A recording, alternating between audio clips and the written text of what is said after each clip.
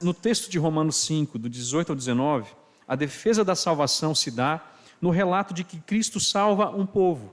A gente poderia chamar que Cristo salva uma federação. Você assistiu, né, os Jogos Olímpicos, já deve ter percebido em algum momento, né, quando começam aquelas apresentações iniciais e o desfile, né, das comitivas que colocam ali, e a gente observa a bandeira do Brasil em uma delas, e nós sabemos que as pessoas que estão reunidas ali ao redor daquela bandeira, naquela comitiva, estão representando, pertencem ao Brasil e vão competir representando o seu país. E assim cada país que está ali. Às vezes países maiores, né, com mais representação. É até engraçado quando você vê um país que só tem umas 2 pessoas ali, né? É quase que a pessoa veio junto ali, só aquelas. Mas existe isso, uma representação. Nós sabemos também que o Senhor Jesus Cristo morreu por seu povo. O povo que Deus lhe tinha dado.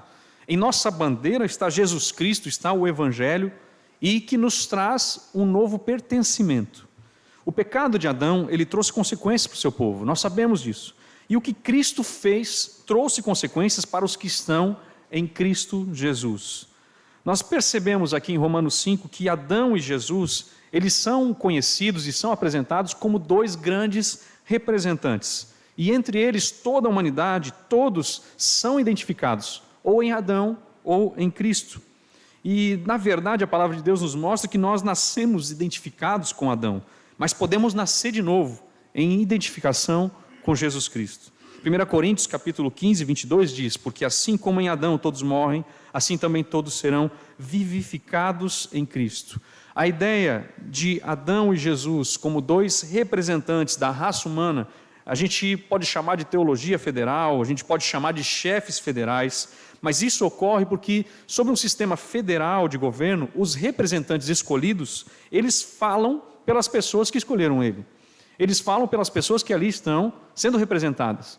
É até interessante de perceber como a movimentação política acontece, se está acontecendo uma guerra, por exemplo, Rússia, Ucrânia, alguma coisa assim, existe até uma preocupação, como o nosso representante vai falar, de que maneira ele vai conseguir falar sobre a guerra sem causar uma guerra para o nosso próprio país, porque o que ele fala está representando todos nós.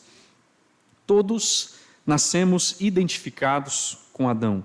Alguém, pela graça, pode nascer de novo, e aí você encontra a identificação com Cristo. A Bíblia nos ensina isso. Mas a todos quanto receberam, deu-lhes o poder de serem feitos filhos de Deus, a saber os que creem no seu nome. João 1,13 ainda diz: os quais não nasceram do sangue, nem da vontade da carne, nem da vontade do homem, mas de Deus. É o que Jesus diz para Nicodemos. Nicodemos, é necessário nascer de novo. Essa nova identidade vem de um nascer de novo. E é nesse ponto que alguém pode até se questionar: mas eu nunca escolhi que Adão me representasse. É claro que sim. Você se identificou com Adão já no primeiro pecado que você cometeu. Talvez você nem se lembre mais, mas se você se identifica, é parecido, isso faz parte de você. E é absolutamente verdade que nós nascemos nessa identificação com Adão. Mas todos nós também escolhemos, com nossos atos individuais, o pecado. Isso também acontece. E todo ato representativo, ele reforça aquele princípio de um exemplo sendo seguido. De certa forma, toda a humanidade, ela está seguindo o exemplo de Adão constantemente, ainda ao pecar. Isso é muito importante porque a Bíblia mostra, inclusive 1 Pedro 1,18, falando que existe um fútil procedimento que vossos pais vos legaram. Uma maneira vazia de se viver, transmitida pelos antepassados. Qual é o alerta para a gente também quanto a isso? Aos pais, por exemplo. Os seus comportamentos, os nossos comportamentos e escolhas afetam muito os nossos filhos. Então a gente precisa viver sempre com oração, com cuidado. Felizmente os nossos pecados não afetarão toda a raça humana, como o pecado de Adão fez. Mas nunca pecamos isoladamente. Pense em como a sua conduta vai afetar os seus filhos. Porque até hoje a gente vê resquícios de Adão em nossas posturas, na maneira como nós pecamos.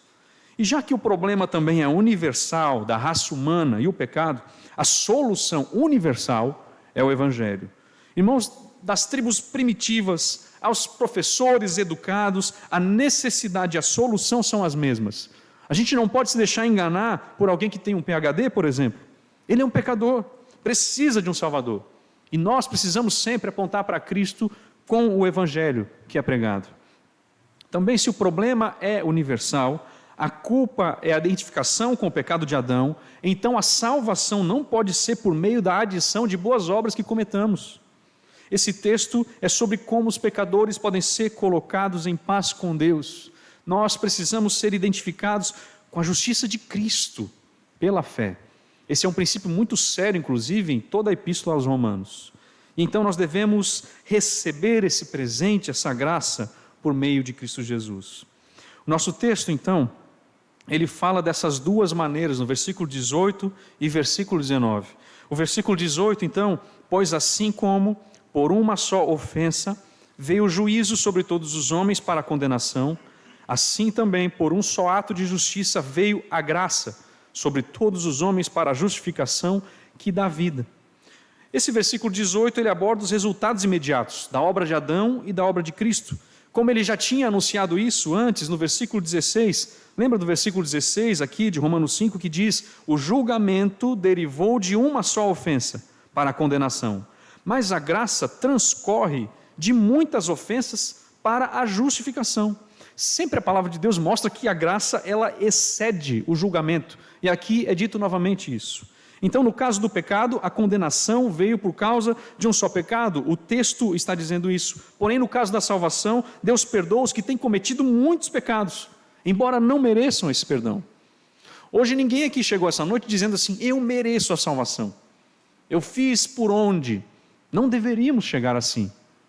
A ênfase, porém, no nosso texto do versículo 18, encontra o seguinte paralelo: da mesma forma que o resultado de uma transgressão foi a condenação para os homens, assim também o resultado do ato de justiça de Cristo foi a justificação que traz vida para os homens. E o versículo 19 também, ele começa a harmonizar mais esse assunto, quando o apóstolo Paulo diz no versículo 19: porque como pela desobediência de um só homem muitos se tornaram pecadores, assim também por meio da obediência de um só, muitos se tornarão justos. O versículo 19 fala da natureza do que eles fizeram. A semelhança do versículo 15 também falava sobre isso. O versículo 15 diz: se pela ofensa de um só morreram muitos, muito mais a graça de Deus e o dom pela graça de um só homem, Jesus Cristo, foram abundantes sobre muitos. Embora aqui, no versículo 19, é usada uma linguagem diferente, você percebe ainda essa harmonia no texto do apóstolo Paulo: a ofensa e o dom da graça, a desobediência e a obediência. E de novo, irmãos, a ênfase sempre está no paralelo de que assim como por meio da desobediência de um só homem, muitos foram feitos pecadores, assim também por meio da obediência de um único homem. A gente leu hoje em Filipenses 2, obediente até a morte e morte de cruz. Então muitos serão feitos justos. Não pode ser que essas pessoas de fato se tornaram moralmente boas ou más. Elas não são boas ou más na sua essência, mas são legalmente declaradas justas ou injustas, inclusive, aos olhos de Deus. Uma por nascimento em Adão, outros se tornarão justos porque o ato de Cristo é aplicado à sua vida. O Dr. Martin Lloyd-Jones, ele é muito conhecido pelos comentários que ele fez de Romanos, e quando ele chega nessa parte, ele meio que para tudo e ele fala: olha para Adão. Ele diz assim: olha para Adão e enxergue a si mesmo. Você, embora inicialmente não tivesse feito nada, você foi declarado pecador.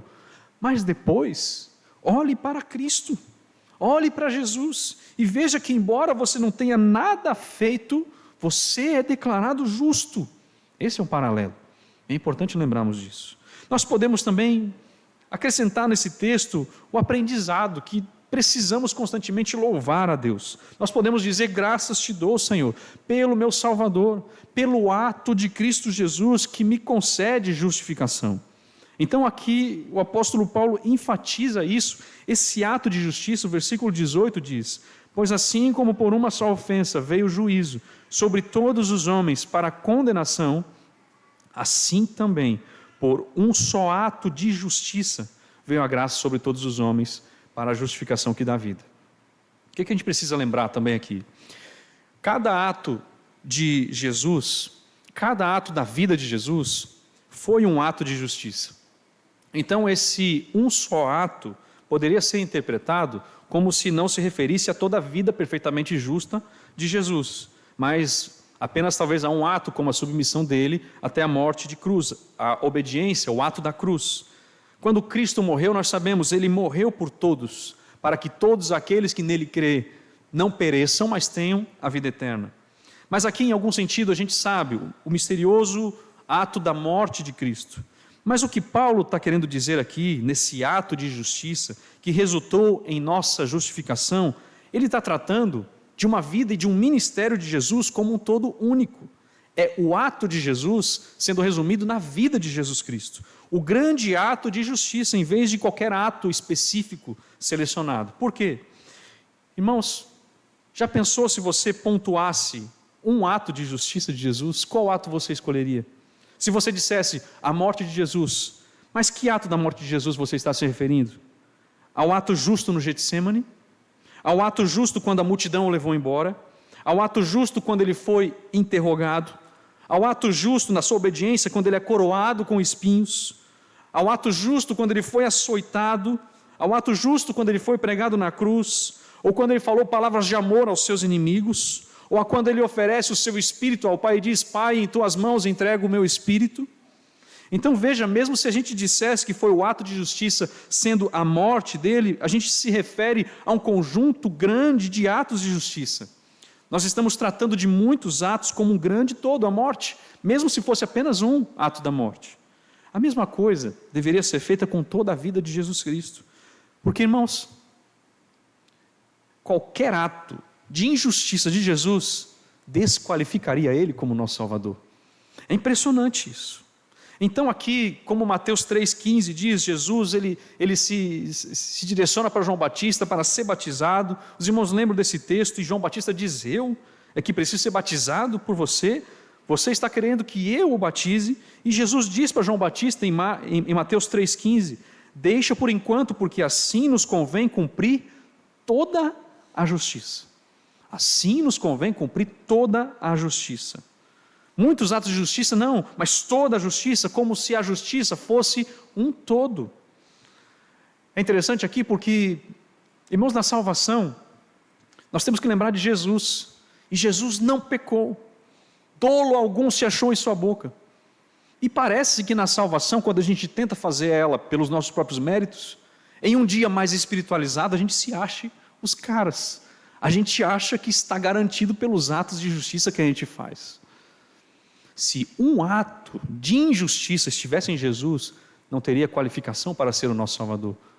Você acha que na sua vida você pode se garantir pelos atos que você comete? Então essa justiça, Paulo diz no versículo 18, resultou em justificação de vida para todos os homens. Essa justiça de Jesus se tornou a base de nossa aceitação com o nosso Criador e nosso Juiz. A justiça de Cristo, ela é contada como nossa justiça, porque nós estamos unidos a Ele. Nós estamos unidos a Jesus Cristo, irmãos. Se você hoje está garantido na salvação, não é pelos seus méritos, mas é porque Cristo está unido a você e você é unido a Cristo. De tal forma que o seu viver hoje deve ser Cristo Jesus. E deveria ser assim. A Bíblia nos ensina que aquele que não conheceu o pecado, Ele o fez pecado por nós, para que nele, 2 Coríntios 5,21, fôssemos feitos justiça de Deus. Você precisa estar unido a Cristo. É a única garantia de você ser salvo.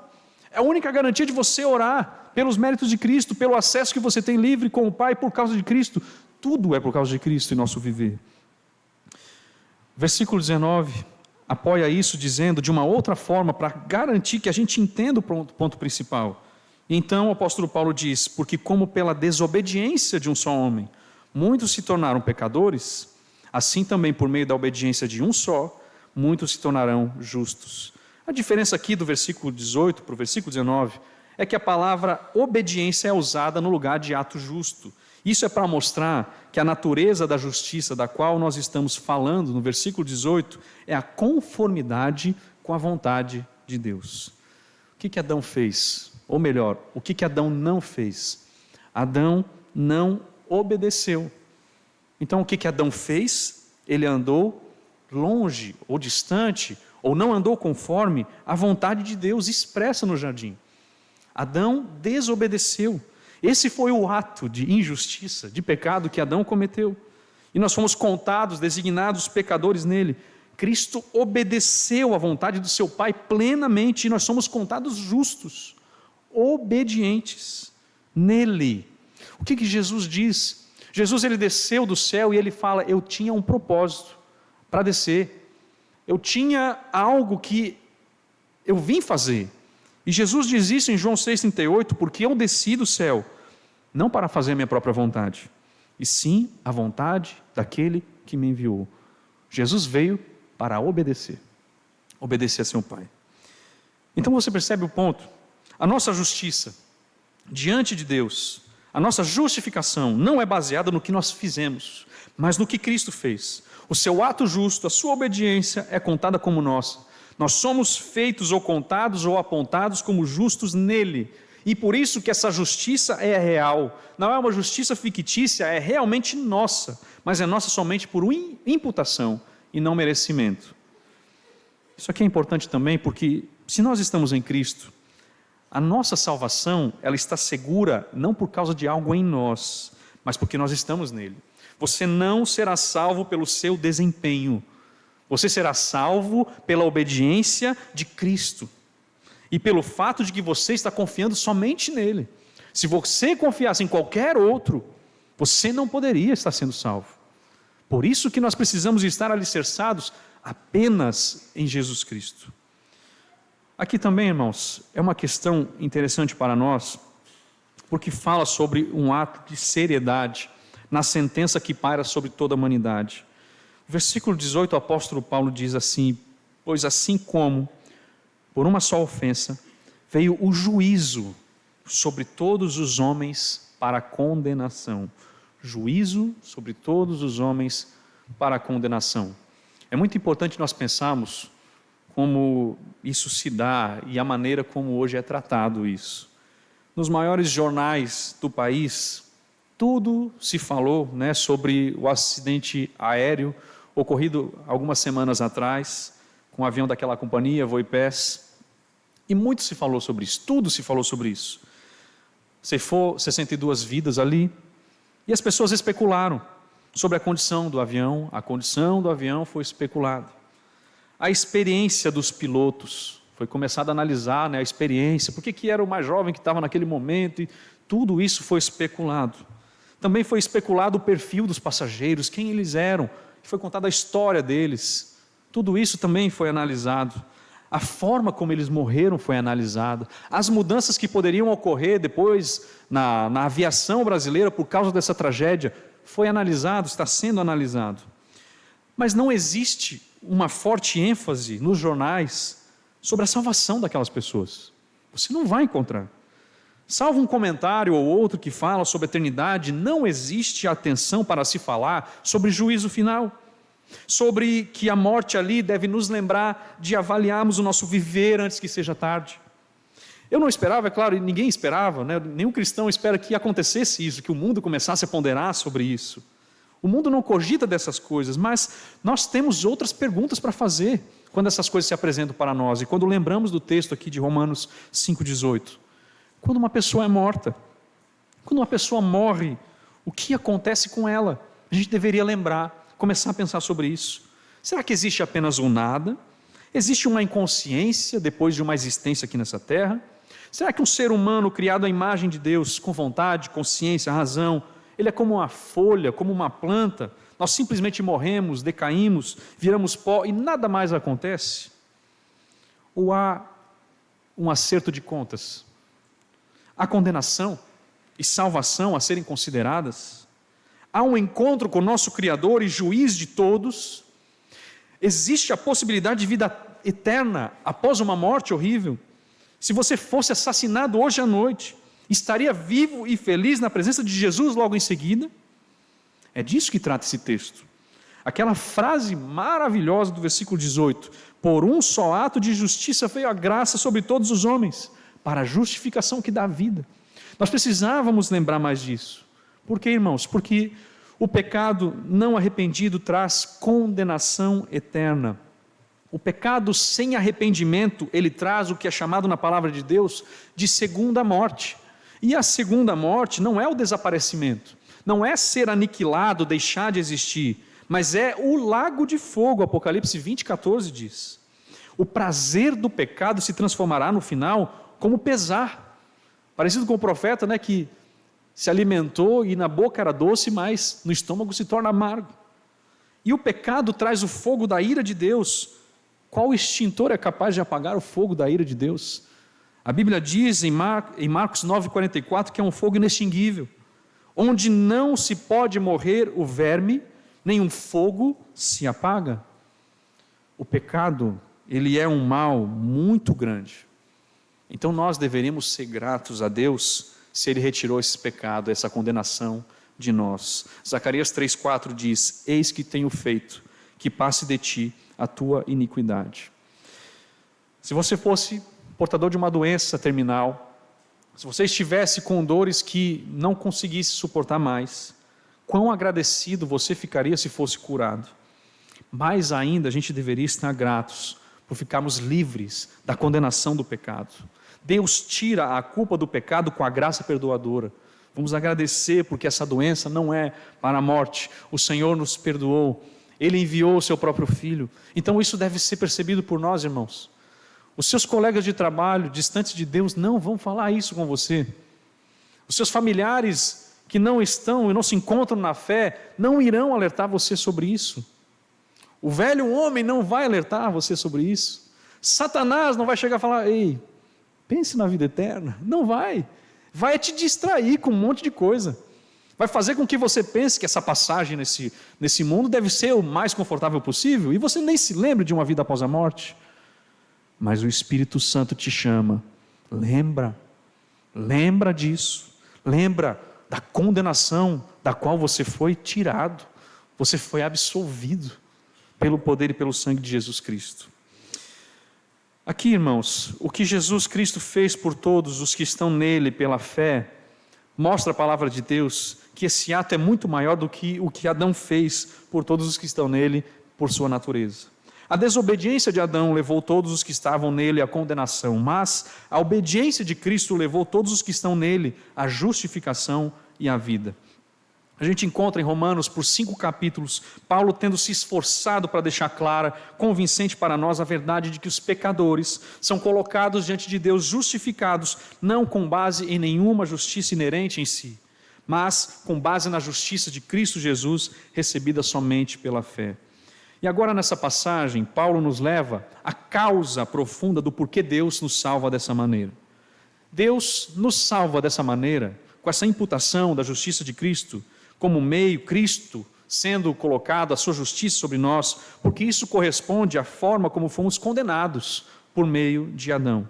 A justificativa, ou a justificação para a vida em Cristo, corresponde à condenação para a morte que existe em Adão. A razão para desenvolver esse pensamento, essa comparação entre Adão e Cristo, é deixar claro que a causa raiz da nossa justificação é a justiça de Cristo, a obediência de Cristo. Da mesma forma que a causa raiz de nossa condenação foi o pecado de Adão, a desobediência de Adão.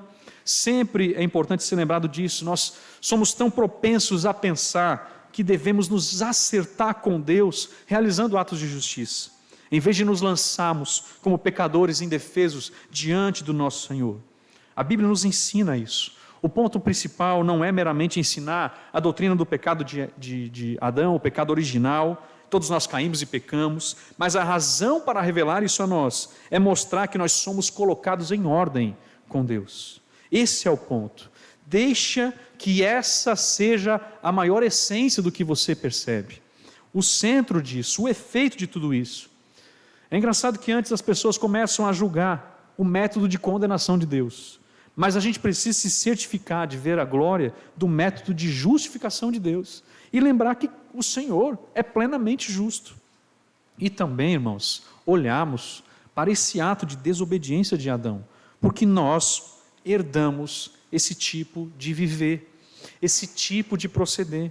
O versículo 19 nos afirma isso. O apóstolo Paulo dizendo: porque como pela desobediência de um só homem, muitos se tornaram pecadores, assim também por meio da obediência de um só, muitos se tornarão justos. Irmãos, por que existe um porquê escrito? É para enfatizar que o versículo agora é uma explicação desse versículo anterior, não uma mera repetição. Pelas declarações anteriores, talvez se possa inferir que os homens foram condenados sem nenhuma culpa no particular. Mas é só a questão de Adão. Então, se resolvesse Adão, eu já estava resolvido, porque eu não fiz nada, porque eu sou inocente. As pessoas às vezes olham para Adão, achando que se fosse ela no jardim, não teria pego o do fruto proibido. Então, quando a gente analisa isso, e quando a palavra de Deus especifica isso, é para nos mostrar que nós somos pecadores.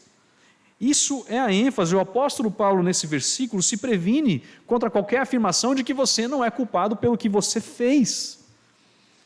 O apóstolo Paulo chama aqueles da descendência de Adão de pecadores. E essa é uma verdade. Não importa o que as universidades falam, não importa o que o mundo tente dizer. Existe até um livro chamado Universidade Sem Pecado, de Augusto Nicodemos. Não existe isso. Os homens são pecadores. Isso não pode ser tirado, eles são pecadores. Então o apóstolo Paulo afirma que são pecadores, condenados, e que os sofrimentos trazidos por conta do pecado de Adão são introduzidos porque muitos foram feitos pecadores. Nós temos que lidar com isso. Nós não somos pecadores porque pecamos. Nós pecamos porque somos pecadores.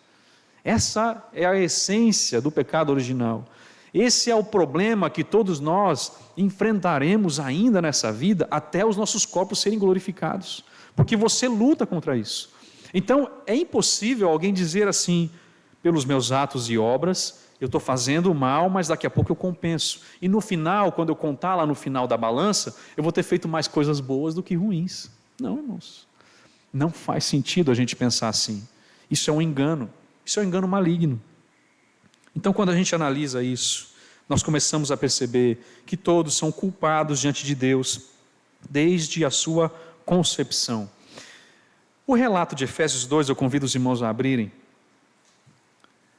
ele não fala só de algumas pessoas, mas ele fala de toda a raça humana.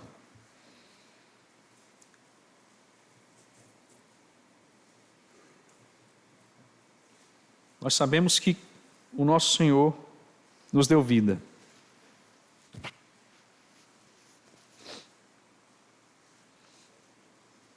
Mas como nós estávamos? Efésios 2, versículo 1. Ele vos deu vida, estando vós mortos nos vossos delitos e pecados, nos quais andastes outrora, segundo o curso deste mundo, segundo o príncipe da potestade do ar, do espírito que agora atua nos filhos da desobediência, entre os quais também nós andamos outrora, segundo as inclinações da nossa carne, fazendo a vontade da carne e dos pensamentos, e éramos, por natureza, filhos da ira, como também os demais.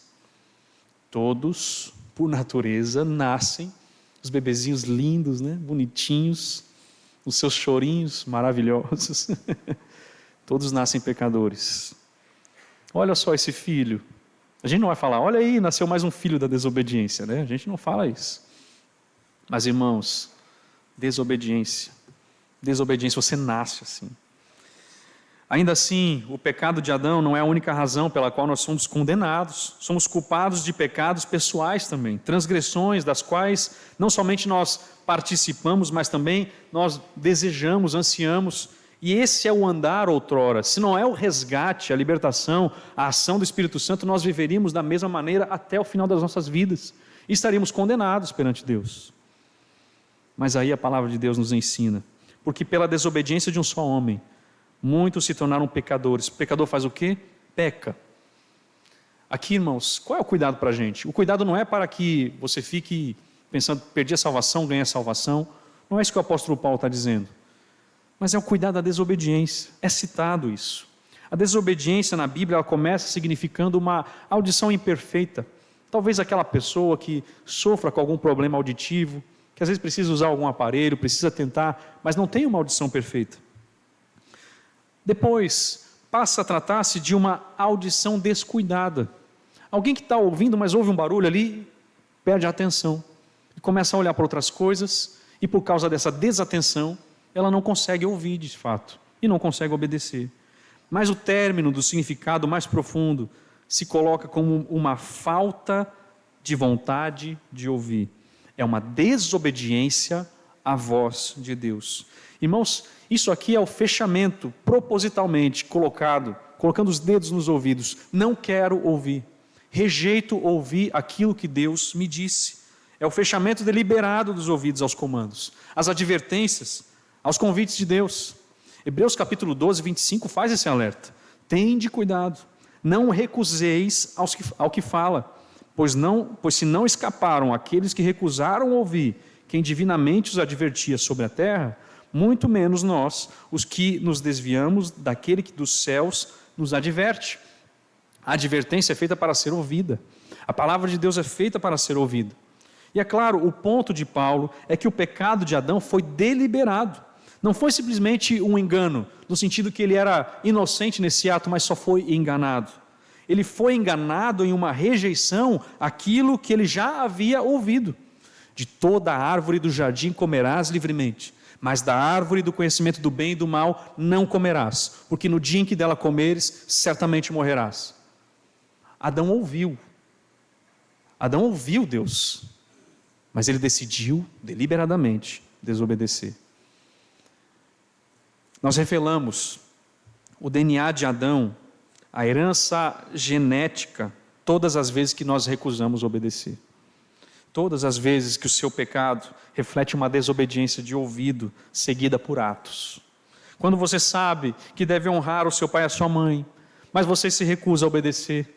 Isso é um reflexo de uma audição descuidada, causando desobediência. Você sabe que deve amar a Deus mais do que tudo, mais do que seus bens, porém em sua desobediência você gasta os recursos distante de Deus, você não honra a Deus com seus bens, você é avarento, você não se alegra com as riquezas espirituais, com as riquezas da presença de Deus. Isso é seguir os passos de Adão na queda, se recusando a ouvir. A Bíblia diz: maridos, amem suas esposas, esposas, respeitem seus maridos, está escrito. Todos nós sabemos. Andai em amor, como também Cristo nos amou e se entregou a si mesmo por nós, como oferta e sacrifício a Deus em aroma suave. Efésios 5.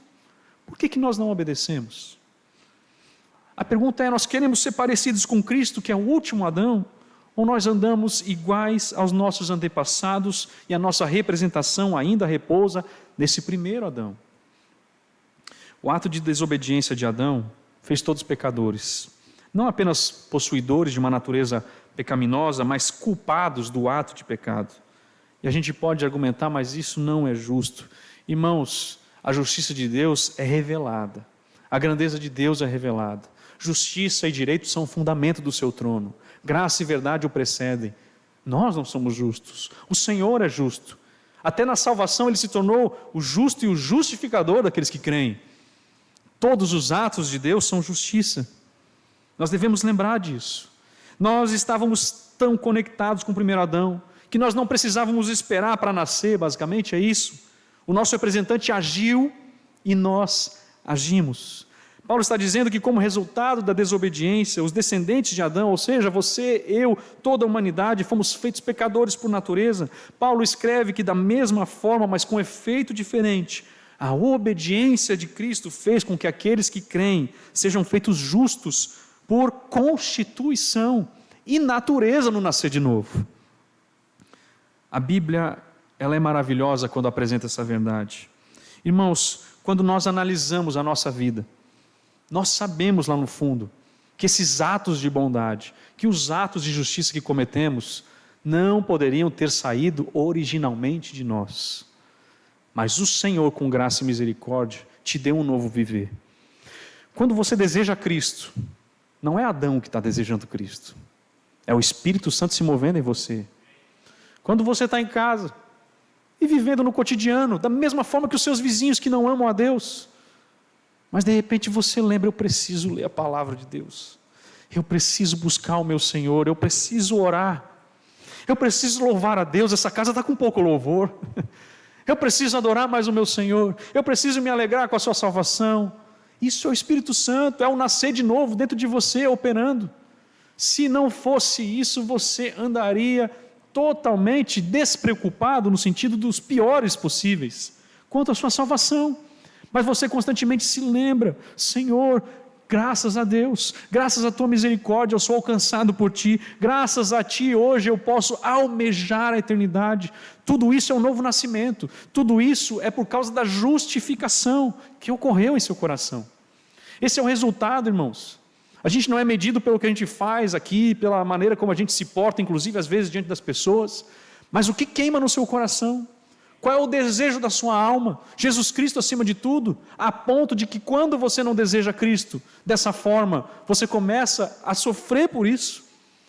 A gente precisa sofrer mais dessa forma. Senhor, eu não te amo como deveria. Senhor, eu preciso te amar mais. Eu preciso lembrar de onde eu estava, de onde eu fui tirado e onde eu estou hoje. Essas lembranças, essas recordações vêm dessa mudança de identidade, porque hoje Cristo está unido a nós, nós estamos unidos em Cristo Jesus. O pecado de Adão constitui as pessoas pecadoras, nasceram como membros de uma raça já separada de Deus, mas Romanos 5 já começa dizendo: justificados, mediante a fé, temos paz com Deus por meio do nosso Senhor Jesus Cristo. O apóstolo Paulo retoma essa linguagem constantemente aqui, e ele fornece no nosso texto a chave da doutrina da justificação. Paulo diz que nós somos justificados pela fé em Cristo somente, a parte das obras. Capítulo 3, 28 já falava disso, mas para ser mais preciso, nós não somos justificados porque temos fé, como se a fé fosse um ato louvável de uma obra nossa. O homem é justificado pela fé, independente das obras da lei. A fé que você tem não é uma obra sua. Efésios 2,8 diz: porque pela graça sois salvos, mediante a fé. Isso não vem de vós, é dom de Deus. Em vez disso, nós somos justificados porque nós temos a obediência de Cristo Jesus. A fé é simplesmente o meio pelo qual nós somos unidos a Cristo e a sua obediência. Nas palavras do apóstolo Paulo, o ato de justiça de Jesus levou à justificação. Por sua obediência, muitos serão feitos justos.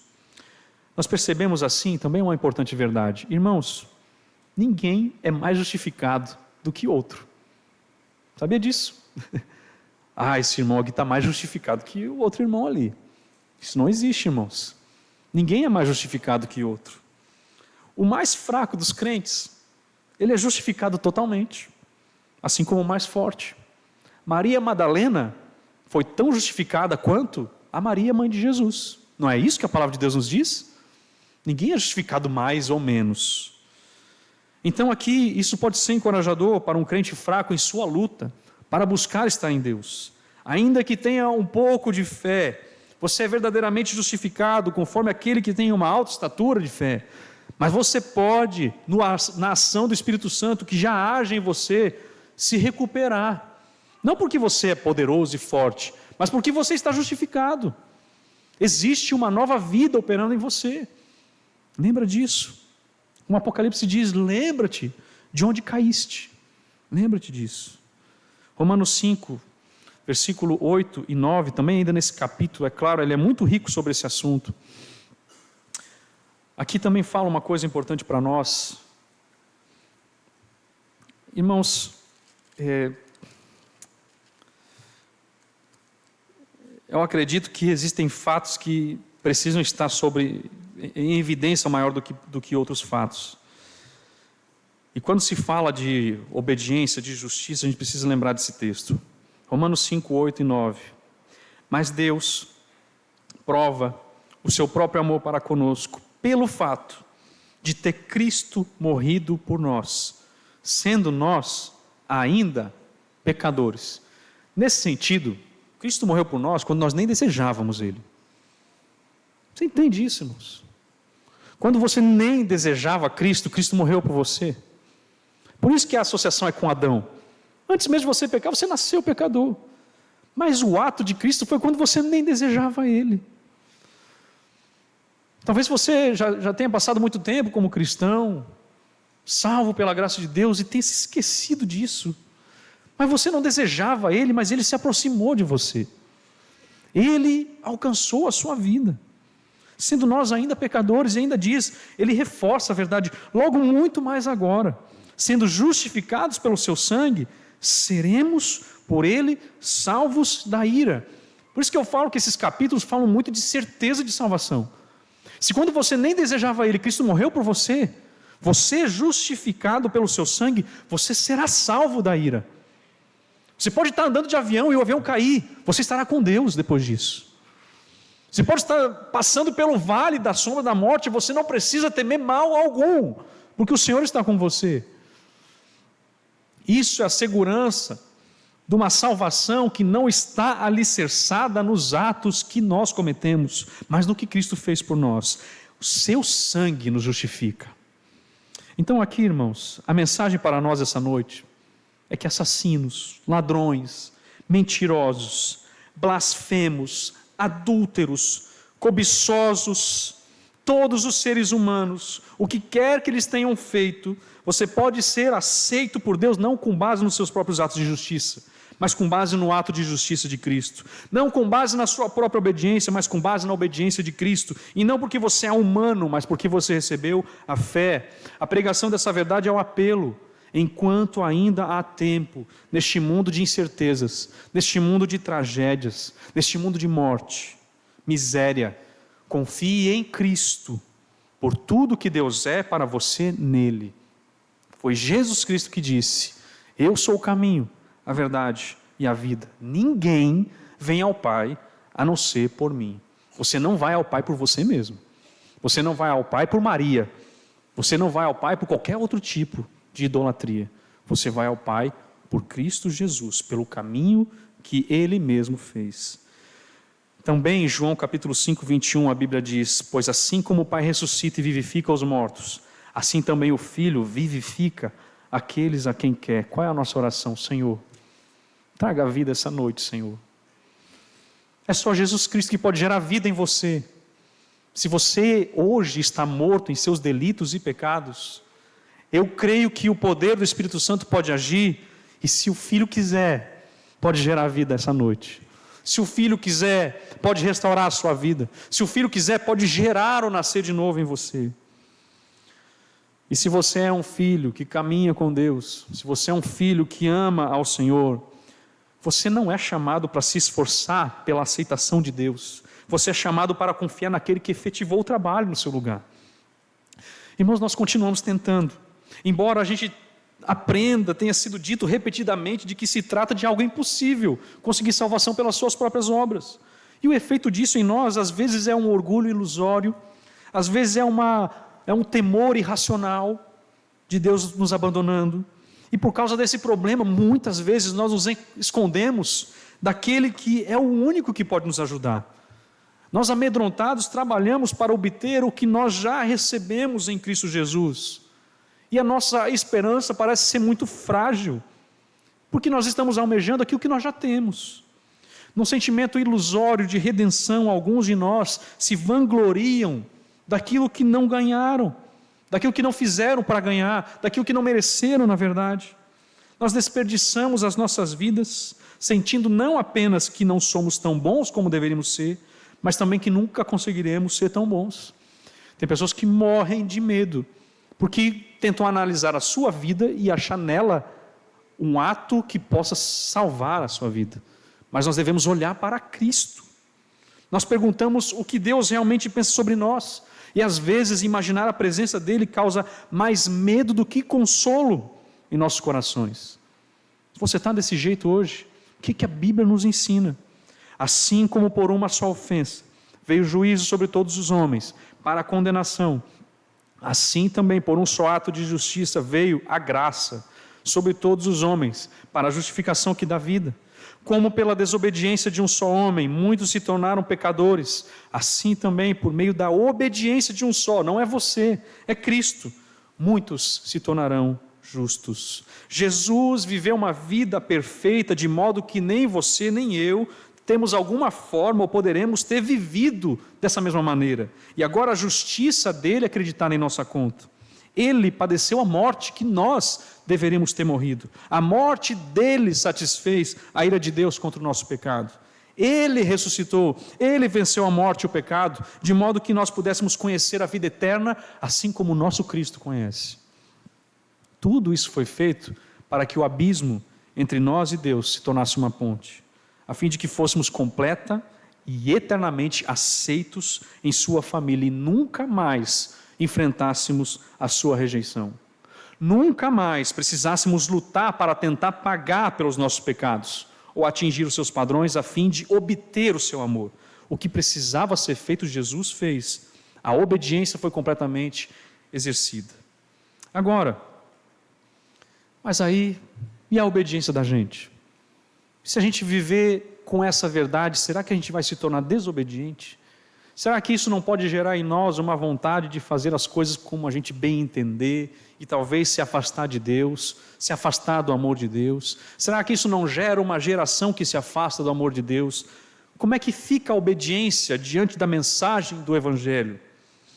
É verdade, você tem sido chamado a obedecer. Você tem sido chamado a viver uma vida que não pertence mais a você, por causa do preço que foi pago por ti. Só aqueles que reconhecem a salvação que receberam de Cristo Jesus podem viver uma vida dessa forma. Somente esses, irmãos. Senão o resto todo é um farisaísmo, o resto todo é uma fé buscando de alguma maneira encontrar um ponto tangível nos seus olhos. Aqui, irmãos, qual é a sequência? A gente analisa que a obediência que você realiza não deve ser feita com o objetivo de ganhar salvação em troca. Essa é a questão. Nós não obedecemos para ganhar salvação em troca. A obediência da qual nós todos somos chamados a prestar é em celebração àquilo que Deus fez. É um reflexo do amor de Deus por nós. Convido os irmãos a abrirem no Salmo 116. Fala sobre isso para nós. Por que eu obedeço? Eu não obedeço para ganhar salvação. Eu não obedeço porque eu quero barganhar com Deus. Senhor, olha as minhas obras aqui, eu vou ser salvo por causa delas. Mas por que eu obedeço? A gente deve celebrar a Deus, irmãos. Eu creio que se nós restaurarmos, como Davi clama, restaura-me a alegria da salvação. Se nós formos restaurados nessa alegria, nós celebraremos dessa forma e obedeceremos de maneira mais sincera ao nosso Deus. Salmo 116, versículo 12. Davi faz a seguinte pergunta: que darei ao Senhor por todos os seus benefícios para comigo? Primeiramente aqui, Deus pensa no que Deus já lhe deu, não é isso? Que darei ao Senhor por todos os benefícios dele para comigo? Ele considera apenas o Senhor. O Senhor é o autor, o doador das suas misericórdias. Ele não tem nada a dizer sobre os seus próprios méritos, ele não pode falar sobre as pessoas. É claro, as pessoas podem ser instrumentos de graça para o seu bem, mas aqui o que Davi está dizendo? Eu preciso dar toda a glória ao meu Deus, o que darei ao Senhor por todos os seus benefícios. Não como se ele pudesse dar algo ao Senhor numa medida proporcional, equivalente a algo que ele havia recebido, mas como tendo sido grato por suas misericórdias, disposto a expressá-las. Ele faz esse pedido: o que darei? Ele fala para si mesmo, né? Aquela conversa com a sua alma: o que eu vou dar a respeito dos feitos do Senhor? Versículo 13: tomarei o cálice da salvação, invocarei o nome do Senhor. Quando ele lembra dos benefícios do Senhor, o que ele faz? Ele lembra da salvação, uma oferta de louvor pela salvação, uma salvação temporal, uma salvação espiritual e eterna. Da mesma forma que existia esse costume judaico, o chefe de família, no final da celebração, ele levantava a sua taça e falava: louvado seja Deus. Davi está dizendo isso: eu vou tomar o cálice da salvação, eu vou celebrar a salvação do meu Deus. Essa é a primeira atitude. Como é que pode uma pessoa salva pelo poder de Deus não se alegrar com a salvação que recebeu? Como é que pode uma pessoa salva pelo poder de Deus viver triste e não se lembrar da alegria da salvação? Se não está agindo com a alegria da salvação, precisa pedir a Deus para restaurar, como Davi fez. E também ele diz: tomarei o cálice da salvação, invocarei o nome do Senhor. A invocação do nome do Senhor envolve toda adoração e serviço a Ele. Invocar o nome do Senhor envolve o público, envolve o privado, atitudes externas, atitudes internas. particularmente aqui, invocar o nome do Senhor, a gente sabe, orar. Interessante, né, irmãos? Quando você lembra dos benefícios de Deus, a primeira atitude é se alegrar, celebrar pela salvação, pelo Senhor ser aquele o único que te salva, e faz você orar mais. É interessante, né? Você saber que é alcançado pelo poder do Evangelho, não te afasta de Deus, te faz invocar mais a Deus, a orar mais. Eu quero ser um homem de oração, eu quero ser uma mulher de oração. Lembre dos feitos do Senhor por você, lembre da salvação que você recebeu e você vai invocar mais o nome do Senhor. Você vai ter mais fervor, você vai ter mais sinceridade e verdade. Porque é difícil você falar, Senhor, graças a Ti pela salvação, quando você não acredita que está sendo salvo por Ele, quando você acredita que está sendo salvo por si mesmo. Então é por isso que aqui a gente encontra esse princípio, continuar a orar a Deus por mais. Senhor, me livre constantemente, me guarde até o fim, Senhor. E depois vem a obediência, versículo 14, cumprirei os meus votos ao Senhor, na presença de todo o seu povo, cumprirei os meus votos ao Senhor. É um resultado dos benefícios que o Senhor tem para você, que o Senhor fez com você. Você cumpre os seus votos ao Senhor na presença de todo o povo. Você não obedece para obter algum favor a Deus. Em vez disso, a obediência é um hino de agradecimento pela graça que Cristo alcançou em seu favor. Você não precisa se preocupar se obedeceu o suficiente. Você não precisa ter medo de estragar tudo e ser expulso da família. Você deve celebrar em obediência aquilo que Deus fez com você. Você obedece porque ama, porque hoje você está em Cristo Jesus. Então você obedece, nas linguagens de Paulo, porque o amor de Cristo te constrange. Julgando isso, um morreu por todos, logo todos morrem. Para que ele morreu por todos, para que os que vivem não vivam mais para si mesmos, mas para aquele que por eles morreu e ressuscitou. Você lembrar da justificação te faz viver para Jesus Cristo. Essa é a chave. Então, irmãos, vamos clamar mais a Deus, para que a nossa obediência seja um reflexo da gratidão ao Senhor pela salvação, e não uma busca de salvação pelas nossas próprias forças. Amém? Vamos orar. Soberano, eterno Deus, por sua vontade, Senhor, estamos aqui. Pela ação do Teu Espírito Santo somos reconciliados nessa maravilhosa graça, na justificação pela fé, na salvação que nos proporcionou hoje alegria. Senhor, estamos reunidos como igreja, sabendo que fomos alcançados por Teu favor. E, Senhor, nós rogamos a Ti que traga em nós mais uma vez o reconhecimento desses benefícios. Senhor, para que a nossa obediência não seja uma luta para alcançar a salvação por nossos próprios méritos, mas que seja um ato de louvor ao Senhor, que seja uma contrição de coração, de saber que Cristo morreu por nós, então nós vivemos para Ele, Senhor. Que possamos dizer cada vez mais que o nosso viver é Jesus Cristo. E assim, Senhor Deus, essa vida que vem da justificação que dá vida, ela possa ser refletida nas nossas ações. Que o Senhor gere através disso a santidade necessária. A santidade não porque existe uma pessoa do lado vivendo de um padrão, a santidade não porque existe um sistema de regras que me impede, mas a santidade porque nós queremos ser como o nosso Senhor que é santo. A vida, Senhor Deus, numa liberdade que não gere libertinagem. A vida numa liberdade que nos faz escravos do amor. Aqueles que te amam te servem.